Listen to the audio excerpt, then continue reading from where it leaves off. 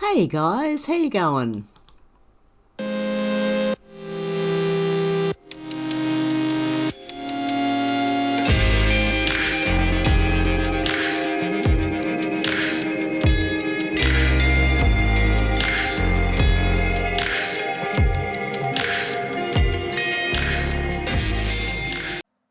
Everyone mentioned today is innocent until proven guilty in a court of law, and everything I discuss here is theory until proven fact, even if it is.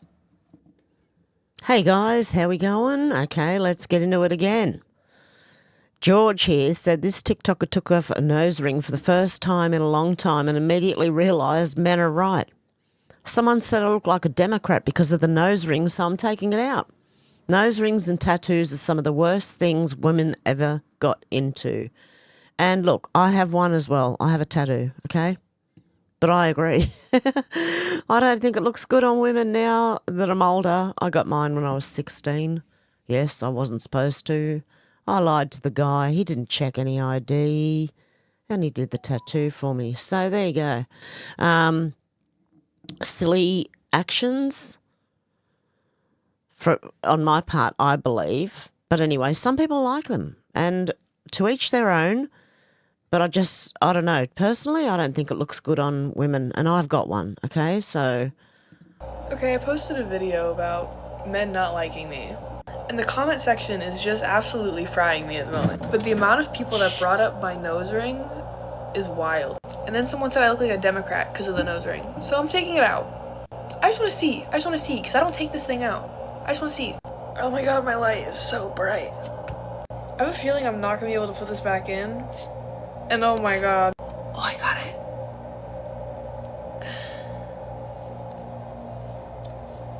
Oh fuck, I like it. God.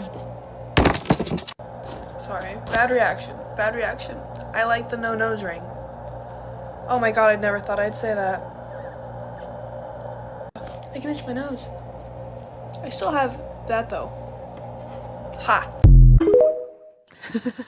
But she does look better. Just my opinion, guys. Now, I don't know if you've heard about the nose ring theory. Insane leftists, that's what that's about.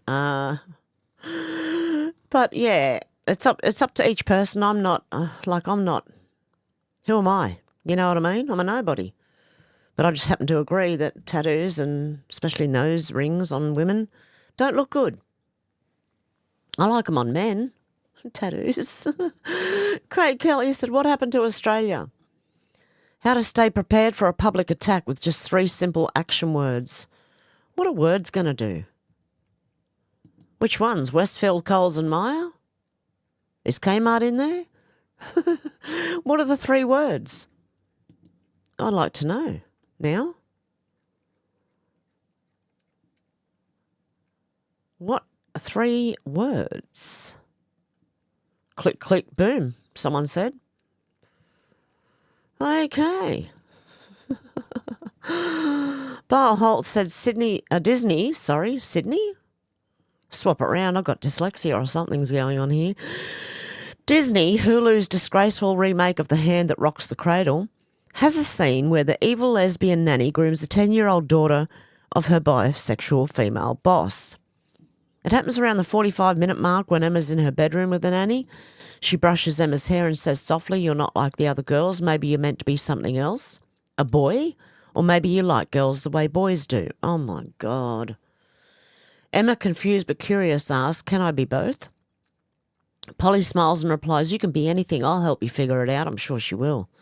Guys, they're not trying to hide it anymore. What was once a hugely entertaining psychological thriller has been warped into yet another LGBT attack on American kids. I wish I could say more, but I'm too busy throwing up in my mouth. What the actual fork? Seriously. That's insane. Wall Street Ape said this is horrifying. Zohran Mamdani is outright asked to denounce Sharia law. Not only does he refuse to denounce Sharia law, he pretends he has no idea what it is to avoid the question. Zohran Mamdani is a practicing Muslim. Islam tells them to lie to advance takeovers, and they do. They have other books that go along with the Quran that guides them, and they can lie to the infidels. So anyway, let's have a listen. Sharia law. What does Sharia law have to do with this? You denounce it, though. I'm asking you. I am running. I know, but that's the point. If you're going to run for mayor, you have to denounce it. You denounce that. What is Sharia law? I come from a political tradition Donald Trump describes as the enemy within. We came here to remake this state in the image of our people.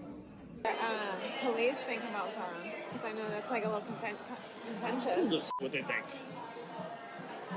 You're a city employee. You get told what to do. Shut up. When did you get an opinion? Sharia law. Wow. Okay. Ian Miles Chong said Japan's new Prime Minister says she prefers to let the population shrink rather than bring in waves of low-skilled immigrants to offset the decline because the preservation of Japanese society matters more than cheap labour. And I agree with her. Keep Japan Japanese. When you go to Japan, you don't want to go to Japan and it's like you're in the Middle East or anything, do you? I don't. I want Japan to be Japanese. China should be Chinese. Australia should be Australian. The Middle East should be the Middle East. I don't know. I just believe you should preserve your own culture. Okay, now I know that's Ian Miles Chong. I don't normally share his, but I do agree with this, okay? I'm going to share things that I agree with. And things I don't agree with as well. And then critique them. Concerned citizens said, meanwhile, in Wales, if we get them to wear it at a young age, those potential problems are alleviated.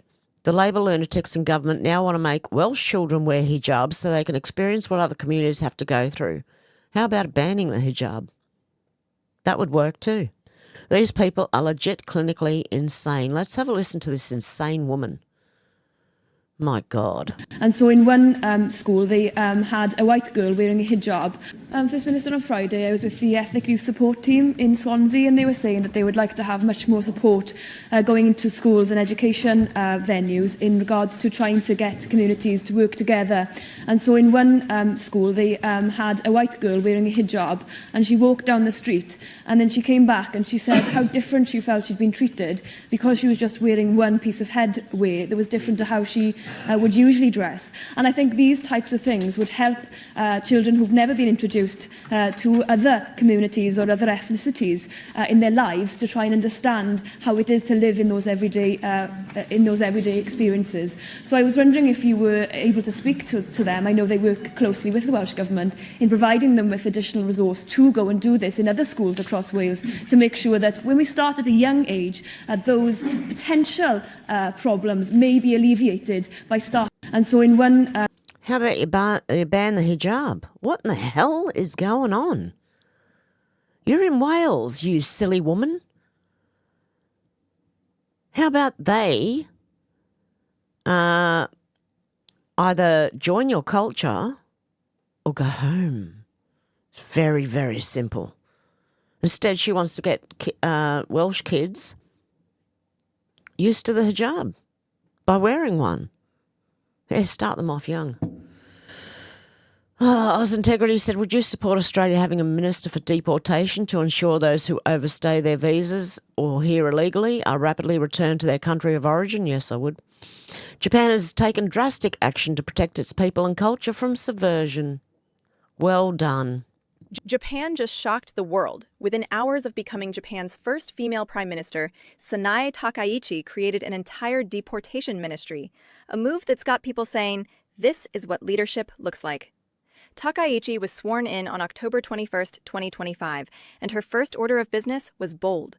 She launched a brand new immigration enforcement ministry focused solely on deporting illegal immigrants and tightening Japan's borders.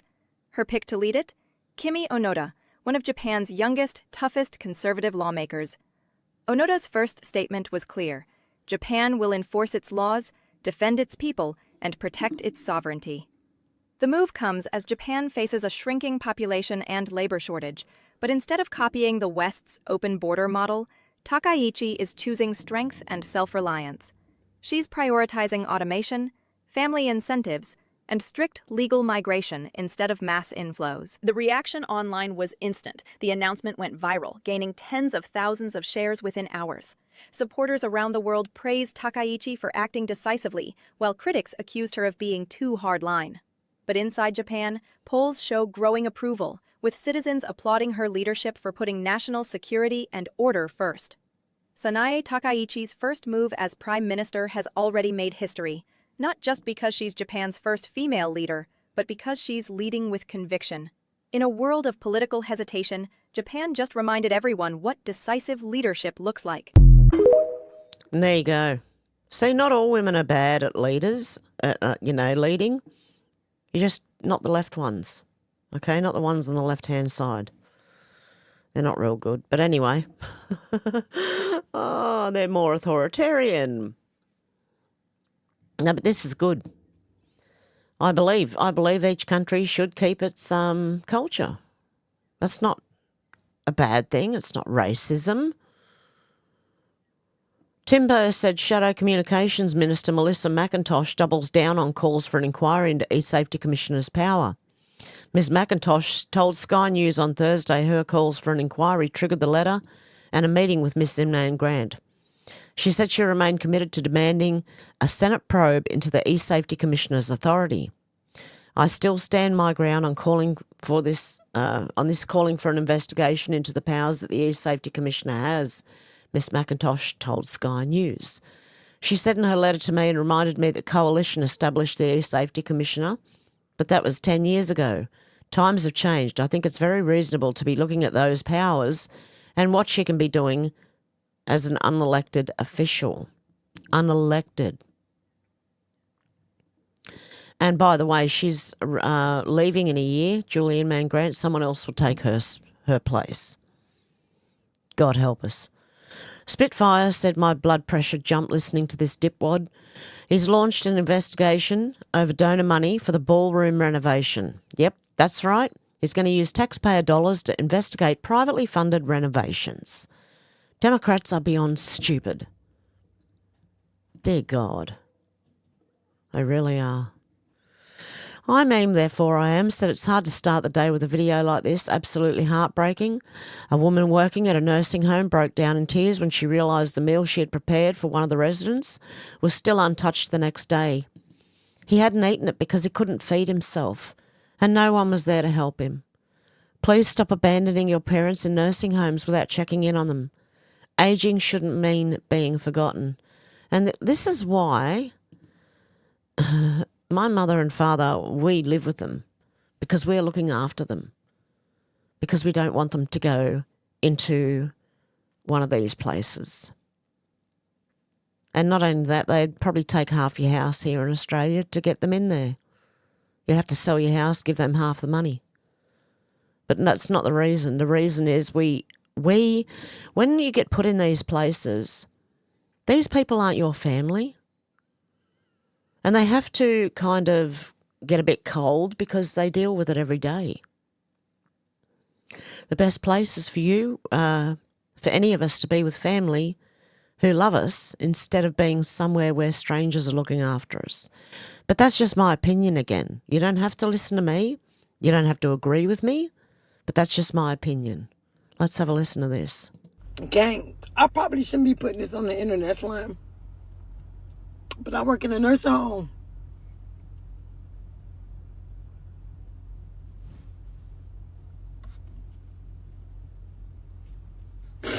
Gang, so this old man was like he was hungry.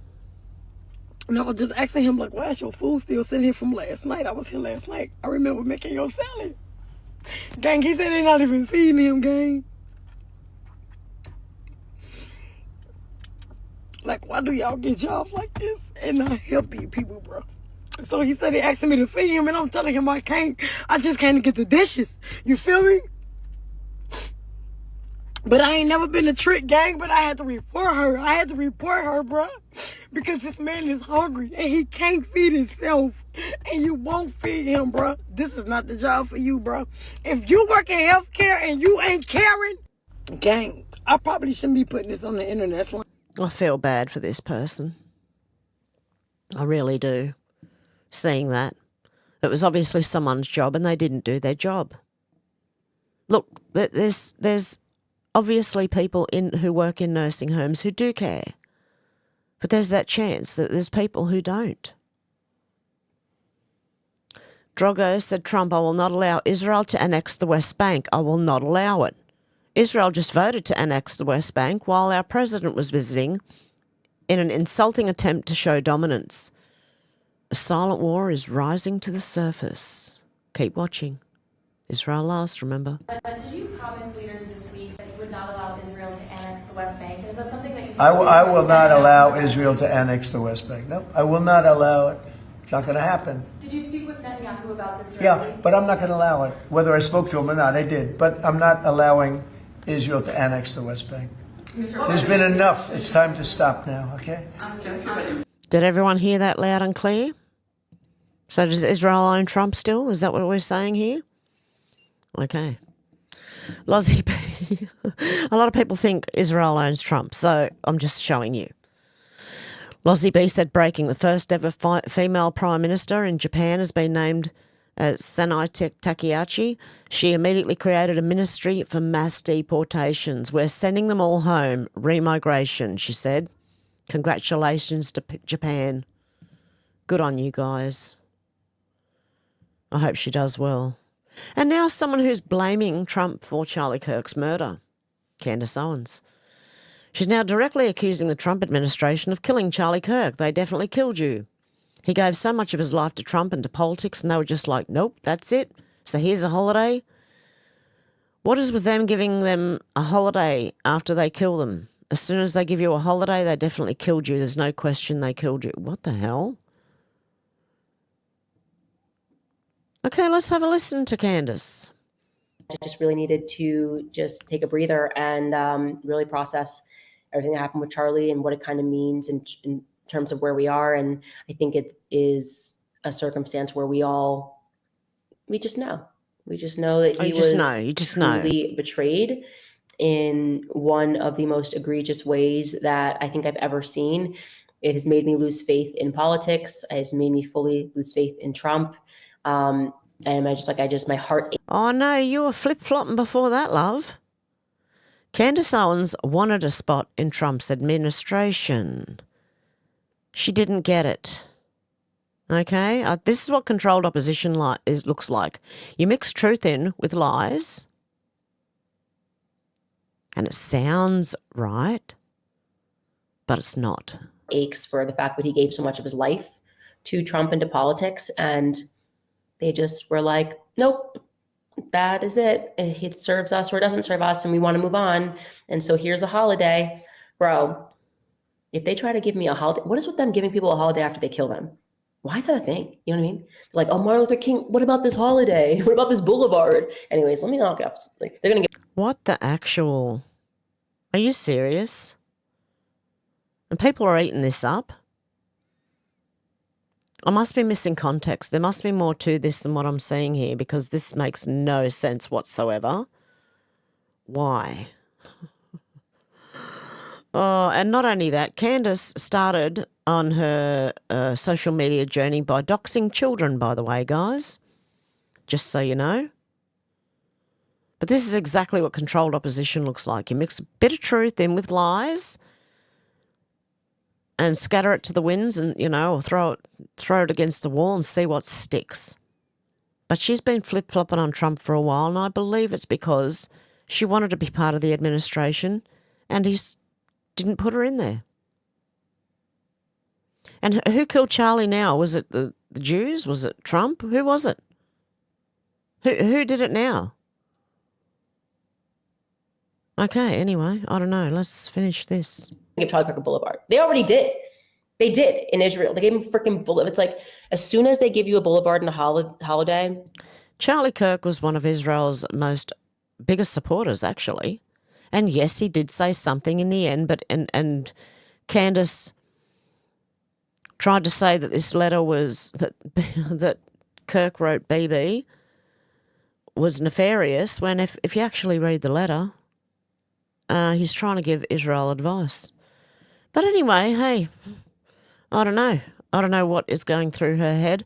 Do you know who this woman's husband is? George Farmer, a British aristocrat, a British elite?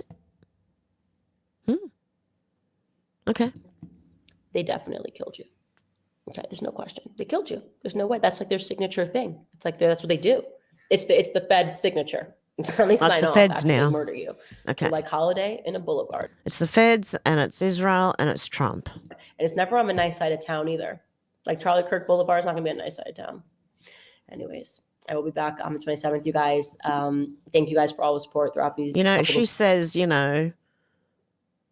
she doesn't know, but she knows. Yeah, well, with all these receipts she says she has, I think she's produced one or two of something.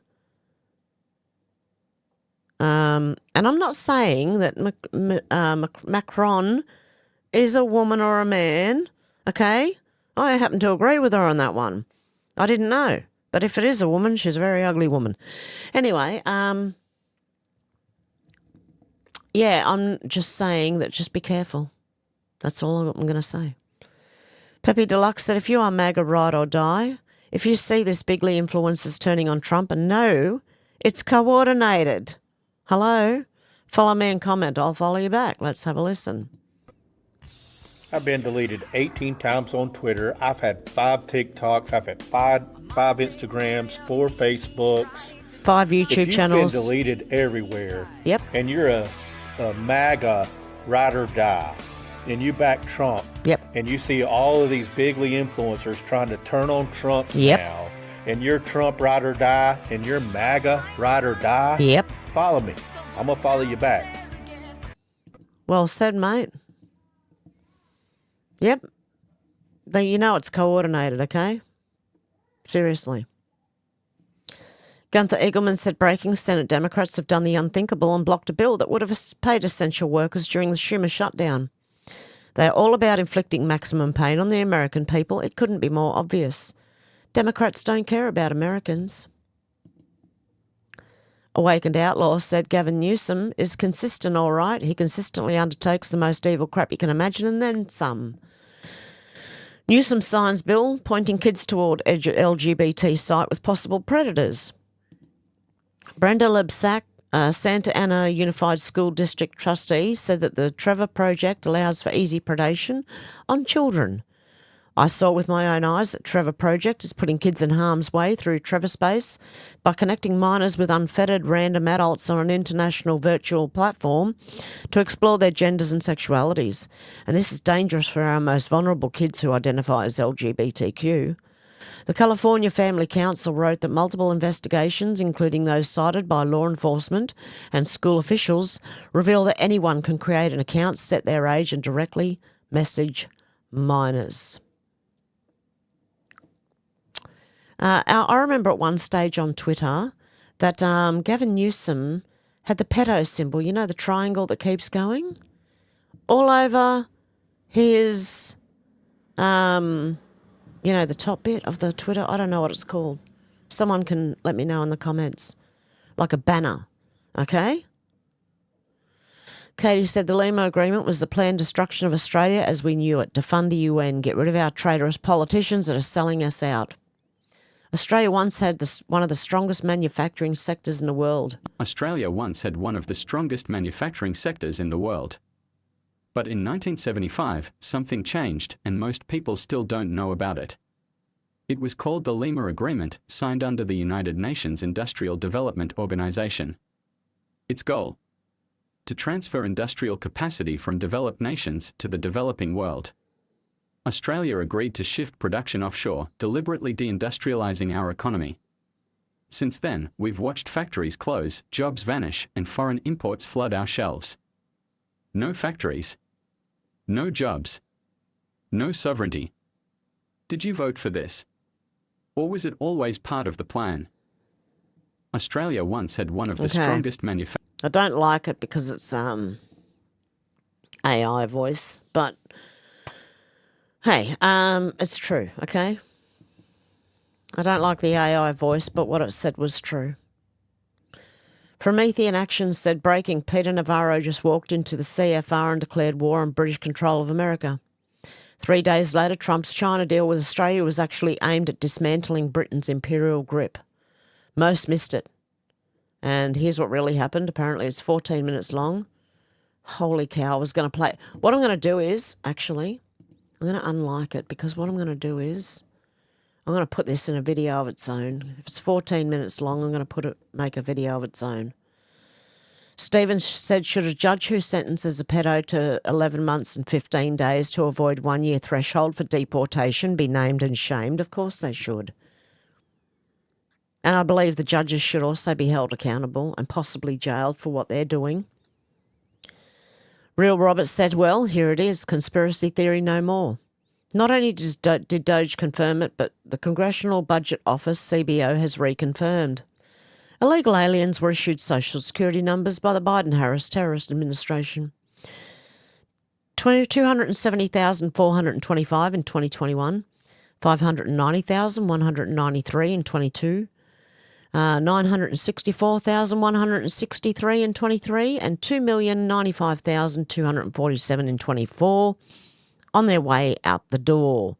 With a whopping 1.4 million illegals on Medicaid, you've been robbed, deceived, blackmailed, extorted. I believe all of our countries. Okay, yep, I already said that one. Western nations could learn from her because essentially she wants to protect the cultural identity of a country. And she'd rather have the population shrink than bring in low IQ foreigners, and I highly agree with that. General Mike Flynn said the Cubans have been spying inside of America and in earnest for decades since the Castro overthrow circa 1959, but especially since the days of Mariel Boatlift, October 1980. No thanks to President Jimmy Carter, a disastrous presidency. Everything going on in Venezuela currently is part and parcel to this report below. An unholy alliance of certain nations linked directly to the axis of resistance, the deep state, and what we currently face. This is fifth-generation warfare, clearly defined. Some enemies operate in the grey zone, while others will spit in the faces of our law enforcement professionals. I'm just going to cough.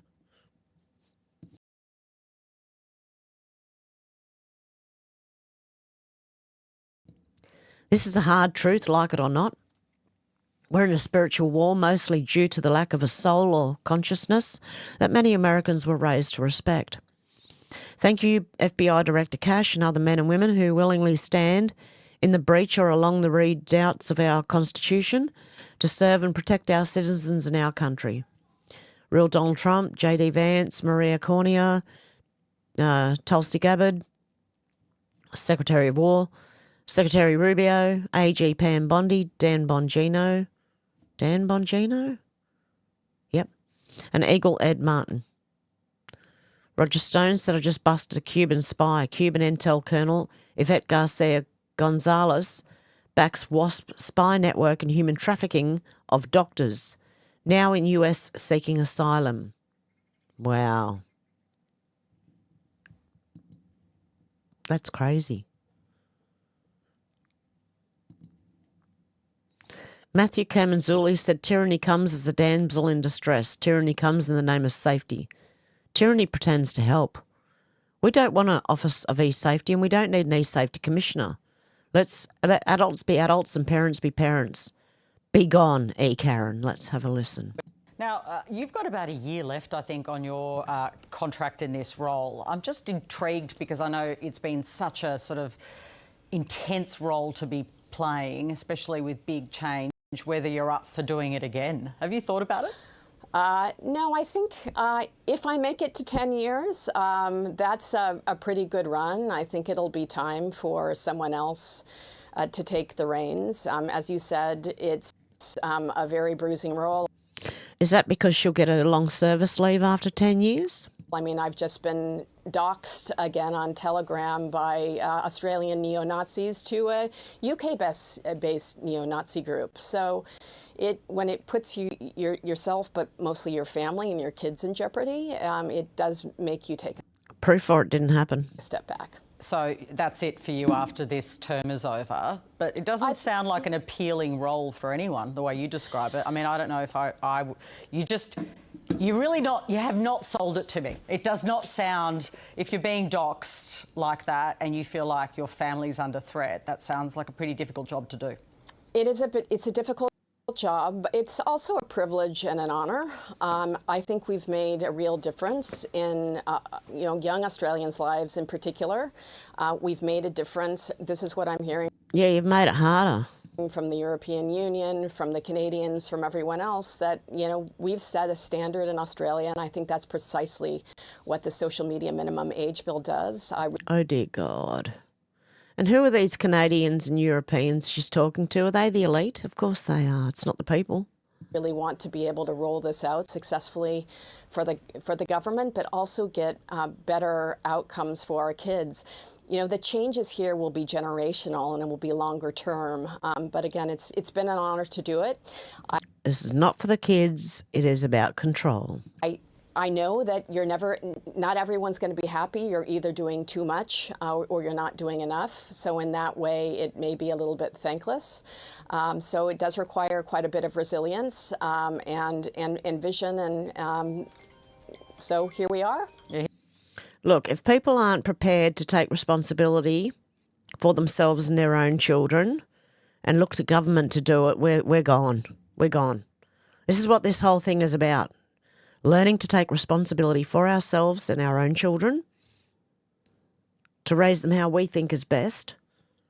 And if you don't want your children on social media, they shouldn't be on there.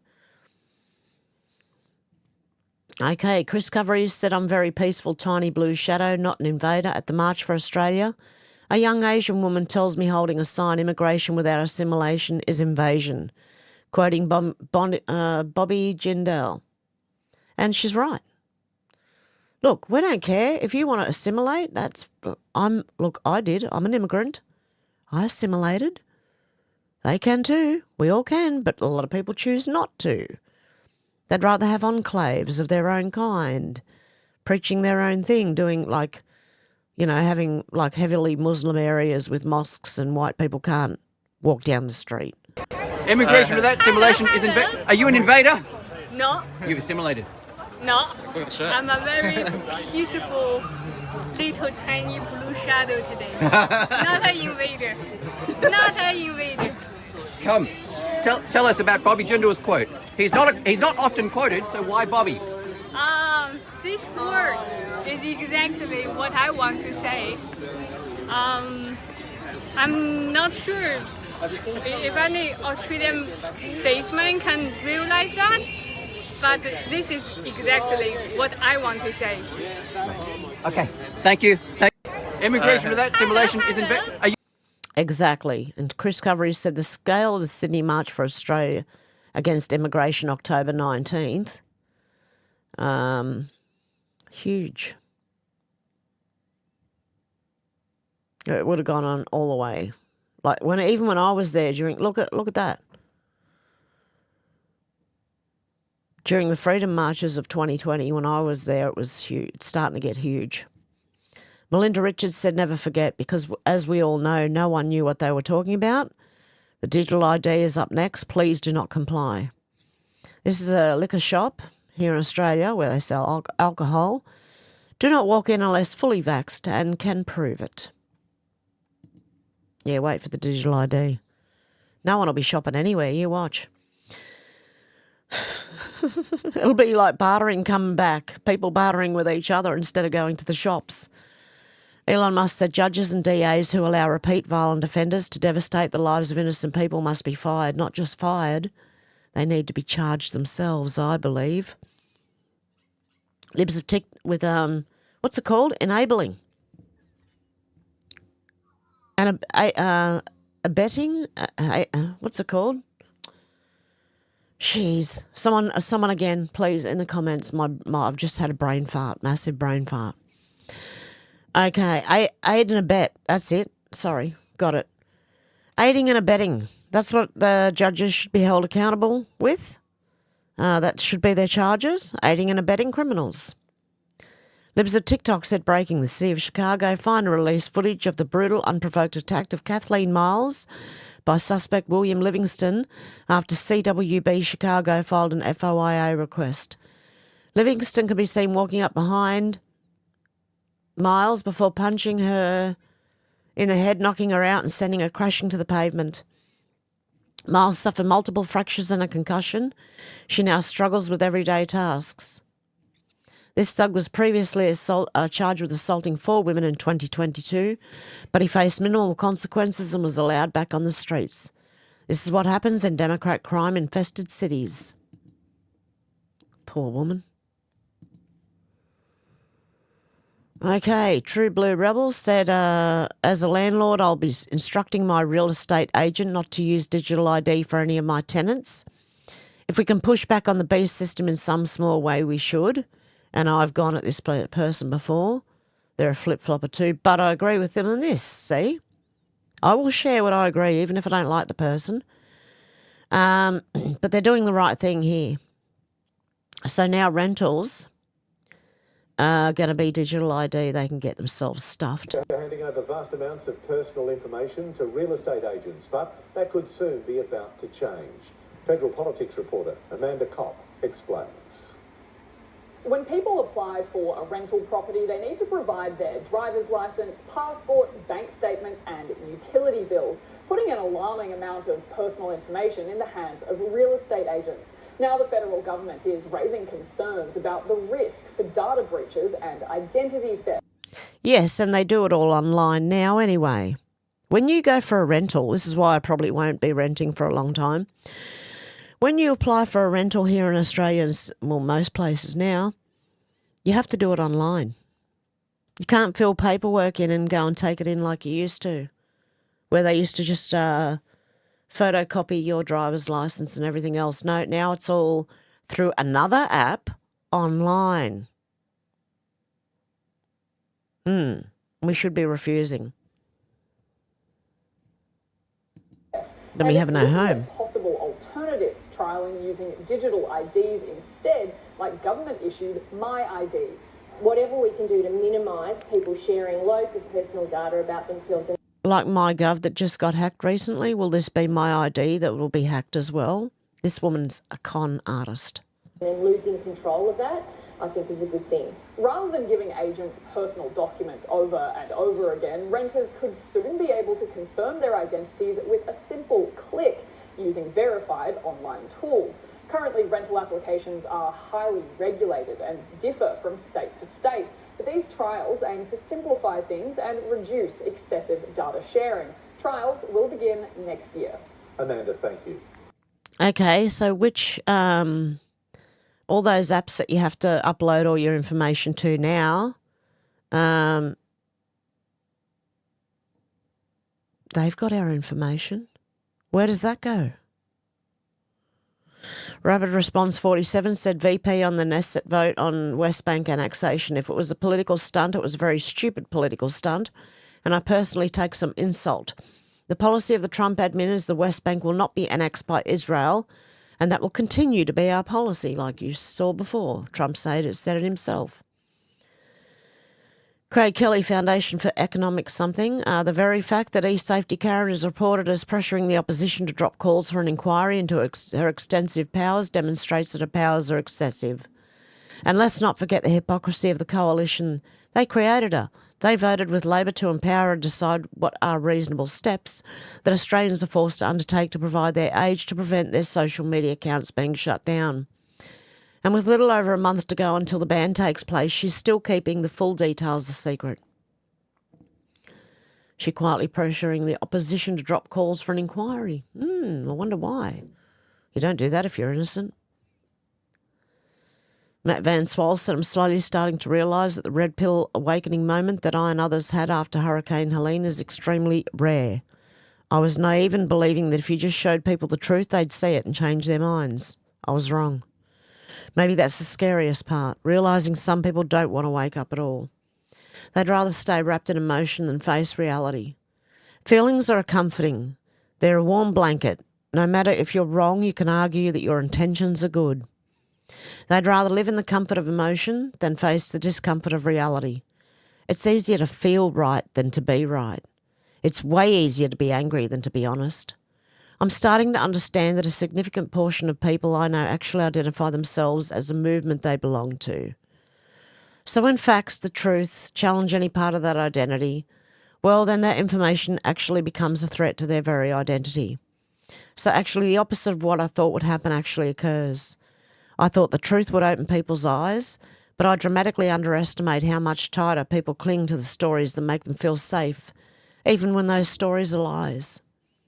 Because once you accept the truth, you can't unsee it. You can't go back to sleep. And sadly, I've realised the vast majority of people would rather keep dreaming. It's heartbreaking.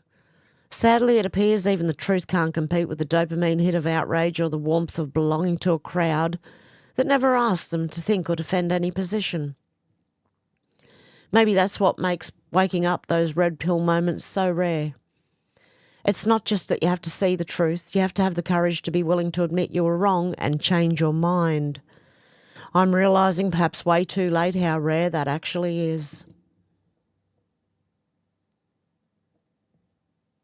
Okay, and Rob Smith said Anthony Albanese, Prime Minister of Australia, not my Prime Minister, has more than 60 staff in his personal office, including 4 principal advisors, 42 senior advisors, 6 of whom are senior media advisors, 8 advisors and 7 assistant advisors. This total does not include electorate or departmental liaison staff. All on hundreds of thousands of dollars per year, all taking the piss. High time these traders learn to respect our dough. That's insane.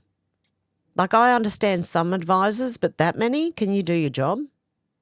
Are you really, with that many people holding you up, are you competent enough to do the job? I don't know. Awakened Outlaw said, similar to repeatedly posting nods to Ness and Dorma, translation, none shall sleep, videos, Scavino does the same thing with In the Air Tonight. If you don't believe he's letting us know something important operational work continues in the background, then you might want to work on your pattern recognition skills. 'Cause I can feel it coming in the air tonight. I can't play this, so sorry for my bad singing. But that's what it is, okay? Well, if you told me you were drowning, I would not lend a hand. I've seen your face before, my friend, but I don't know if you know who I am. Anyway, there you go, it's enough. I'm going to break all your windows in your house singing. Craig Kelly said the deal Albanese got played. While the mindless drones in the media have been celebrating the deal struck between Trump and Albanese without having a clue about the details, we can now see that Albanese was completely played by Trump, and this deal will be very costly to Australia. I don't know. I don't trust anyone, so take everything with a grain of salt these days, guys. Under the terms of the deal released by the US Embassy in Canberra, Australia is required to invest an extra $1 trillion, 1,000 billion in the US by 2035. That's $100 billion a year for the next 10 years of Australia wealth that, instead of being invested in Australia to create jobs here, will instead be shipped offshore to create tens of thousands of new high-paying jobs for Americans. And what are we getting in return? The fact sheet released by the US Embassy states the Export-Import Bank of the United States is issuing 7 letters of interest for more than $2.2 billion in financing, unlocking up to $5 billion of total investment to advance critical minerals and supply chain security projects between our two countries. So it's 1,000 to 5. Yeah, because Albanese went in there going, yes, sir, no, sir, 3 bags full, sir. Because he's got no backbone. He's got no nuts, you know? Anyway, under this deal, Australia has to invest $1,000 billion in the US, and the US only invests $5 billion in Australia in return. Has there ever been a more one-sided deal? And the media was celebrating it, okay? This is the cost to Australia of the weak and incompetent Albanese and selfish individuals like Rudd, who should have immediately resigned when Trump became president again. Trump knew that Albanese was so desperate to be seen doing any deal and that corrupt media would report as a success for Albanese, that Trump could make the terms as totally favourable to the US and the weak and competent Albanese would be happy to sign, which is exactly what he did. Australia's been dudded in this one-sided deal, and the hopelessly incompetent Albanese and Rudder to blame. And as usual, don't expect any of this to be reported by the corrupt and dishonest mainstream media. And don't expect the hopeless, weak and cowardly Liberal Party to say anything either. Albanese got played. Yeah. Okay. Anyway, with that I'm going to leave it there. Oh, dear. Oh, no. What have I done now? Okay, so you can let me know what you think about all this down below. I actually, I'm letting it all play out. I'm not holding anything against Trump or the US. Because they're going to do what they can do, obviously, with some really weak Prime Minister, mate, No pushback at all. Anyway, guys, you can let me know what you think about all this down below, and I shall be back. What's the day? What day is it today? It's Friday. I'll be live tomorrow morning. Okay, guys, I hope you have a good morning, afternoon, or evening, wherever you are, and I'll be back for the live tomorrow. Bye, guys.